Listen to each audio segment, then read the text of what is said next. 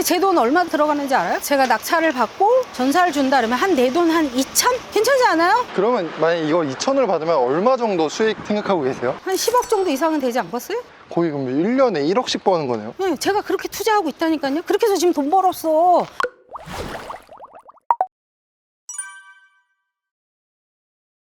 자, 안녕하세요. 콩콩날입니다. 우리가 경매로 빌라를 낙찰받고 단기 매도하시는 분들 많더라고요. 옛날에 저처럼요. 근데 빌라 아무거나 받으셔서 판다고 하면 잘 안 팔려요. 그래서 저만의 어떤 비법, 그런 꿀팁들을 오늘 알려드리려고 하니까 그 몇 가지 요소들만 아시면 이런 빌라들 무조건 팔립니다. 자, 한번 따라와 보시죠.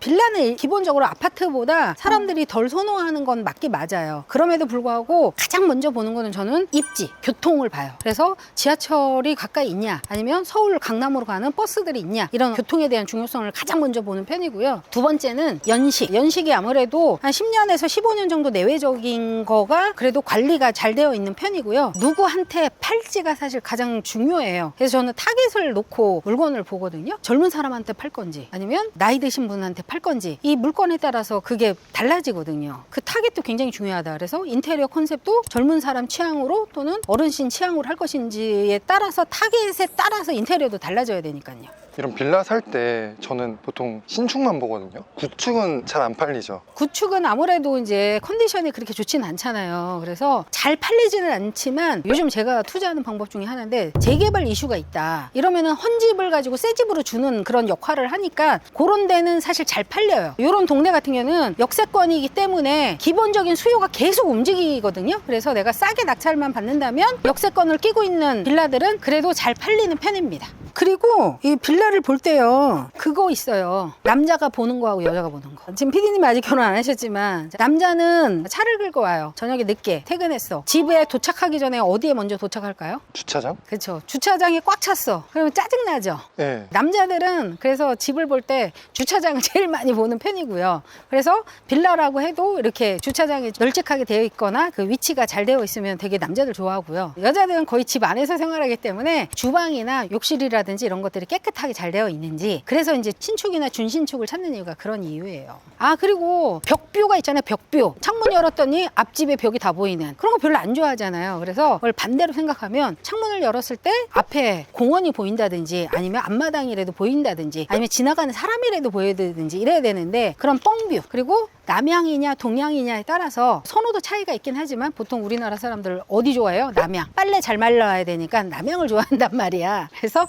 남향인지 이런 것도 체크하시면 좋죠. 아, 그래서 지금 자꾸 막 좋은 빌라 없냐 지금 PD님이 자꾸 그래서 거기에 가장 적합하고 괜찮은, 이거는 지금 제가 막 가슴이 지금 벌렁벌렁 좀 뛸 만한 그런 물건이에요. 그래서 제가 오늘 소개를 한번 하려고 왔습니다.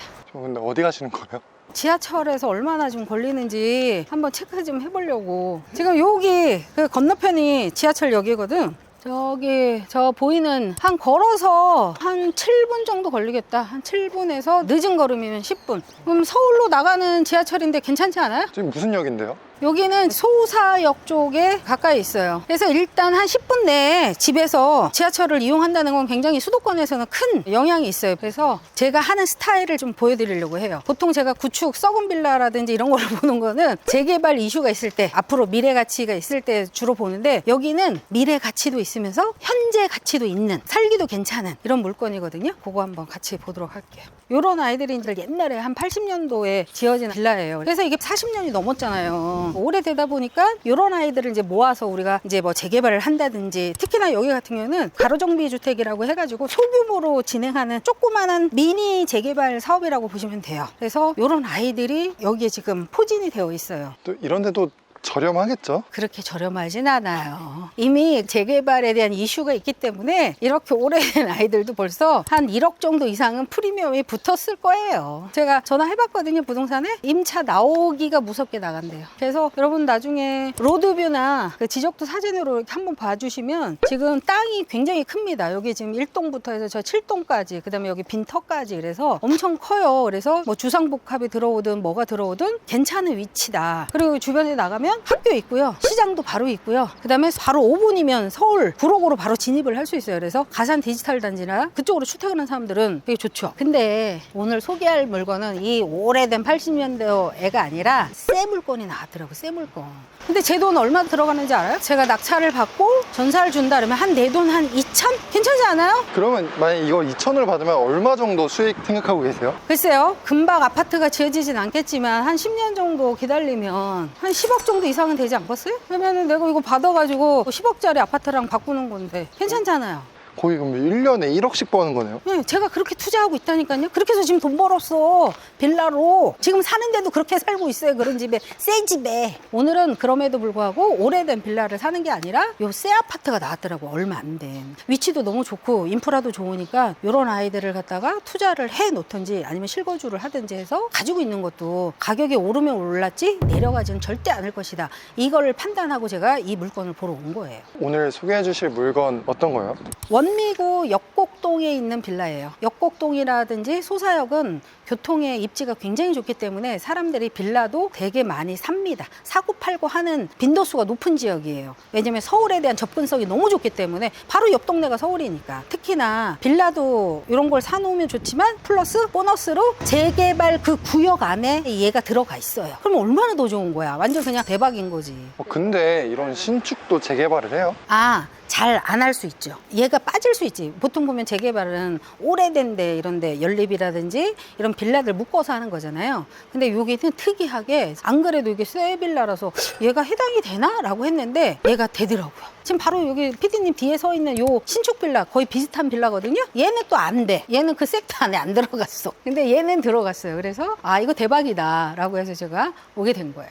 전체 여기 5층까지 있거든요. 여기 엘리베이터가 없어요. 자, PD님한테 기회를 주겠어. 자, 여기에서 선택을 하라고 그랬어요. 1층, 2층, 3층, 4층, 5층 중에. 자, 엘리베이터가 없어요. 몇 층을 선택할 거예요? 무조건 2층 아니겠어요?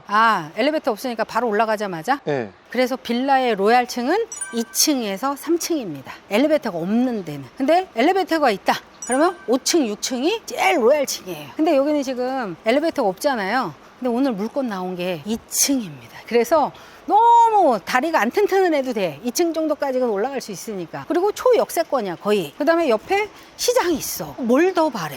여기에 보너스 허그가 지금 포기한 물건이에요. 원래 선순위가 있어서 그 보증금을 인수를 해야 되는 부분이 있는데 허그가 괜찮다 그냥 입찰 들어와라 선순위 그냥 우리가 없애줄게 이렇게 이야기를 한 부분이라서 아마도 이게 한 번 유찰이 돼서 굉장히 괜찮은 금액으로 낙찰이 되지 않을까. 제가 알고 있는 이 정보를 갖다 아는 사람들은 많이 들어올 것 같다는 느낌적인 느낌은 사실 들긴 하는데 뭐 그거는 이제 나중에 뚜껑을 열어봐야지 알겠죠. 누가 낙찰을 받을 수 있는지. 근데 와서 보니까 왜 이렇게 내가 탐이나. 법원에서 저를 보시면 저보다 한 5만 원 더 쓰세요. 이 좋은 컨디션으로 계속 살다가 임차를 주든 내가 살든 이렇게 하다가 새 아파트를 받을 수 있다는 게 가장 큰 장점이다.